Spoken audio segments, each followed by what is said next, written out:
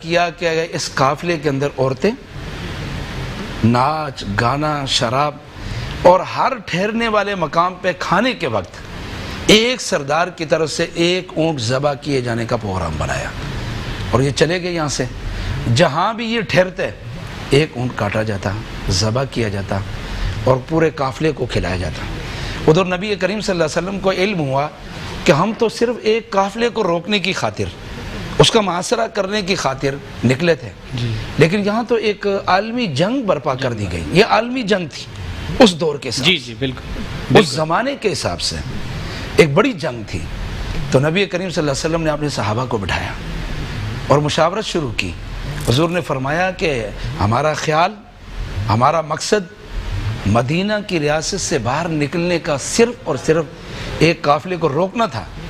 لیکن یہاں تو ایک جنگ کی کیفیت بن گئی۔ کفار مکہ جنگ کے لیے چلے آئے ہیں، آپ سارے لوگ مجھے اپنی رائے دیں، مشورہ دیں۔ یہ سرور کونین صلی اللہ علیہ وسلم کو اللہ رب العالمین نے اشرف المخلوقات بنایا اور اللہ کے بعد سب سے عظیم ہستی آقا دو جہاں صلی اللہ علیہ وسلم کی، بے شک، لیکن اس کے باوجود آپ صلی اللہ علیہ وسلم نے اگر آپ مشورہ نہ بھی کرتے، پہلی بات تو یہ ہے کہ آپ کی رائے، آپ کی فکر، آپ کی حکمت سب پر بالا تھی، سب سے افضل تھی۔ اس کے باوجود آپ نے یہ راہ اختیار کی، یہ راہ اختیار کی کہ مشورہ کیا جائے۔ اور دوسری بات یہ کہ صحابہ سے اگر رائے نہ بھی مانگتے، صحابہ کو تو فقط حکم دینا تھا، بے شک، تو انہوں نے رائے کے بغیر، سوچ اور فکر کے بغیر آقا علیہ السلام کے حکم پر جانیں قربان کر دینی تھی۔ جی آقا دو عالم صلی اللہ علیہ وسلم نے رائے طلب کی۔ اس رائے میں دو چیزیں ہیں، ایک تو ان کی حوصلہ افزائی ہے،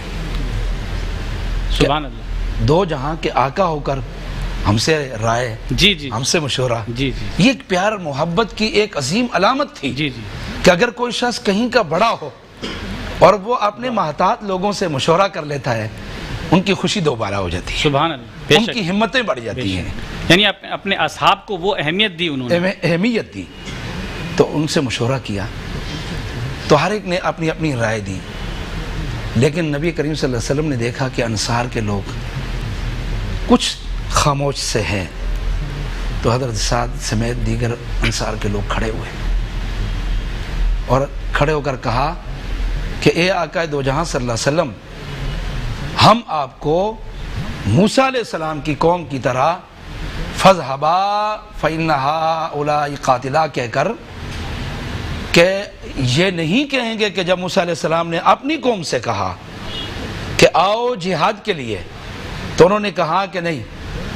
ہم تو بیٹھے رہیں گے، آپ تشریف لے جائیں اور جنگ کریں اور آپ کا خدا جنگ کریں۔ اللہ، موسیٰ علیہ السلام کی قوم نے جنگ سے، جہاد سے انکار کر دیا اور موسیٰ علیہ السلام کی بات کو رد کر دیا، کہا کہ ہم وہ رویہ نہیں اختیار کریں گے، بلکہ اگر آپ تو جہاد کا حکم ارشاد فرماتے ہیں،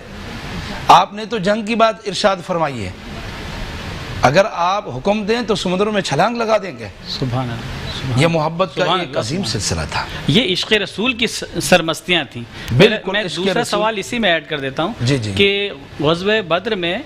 عشق مصطفیٰ اپنے عروج پر تھا، بالکل عروج پر تھا، اور کئی ایسے مناظر دیکھنے میں آیا جو آگے بیان ہوں گے کہ عشق رسول کا حقیقی پس منظر اگر دیکھنا ہے تو وہ غزوہ بدر کے بعد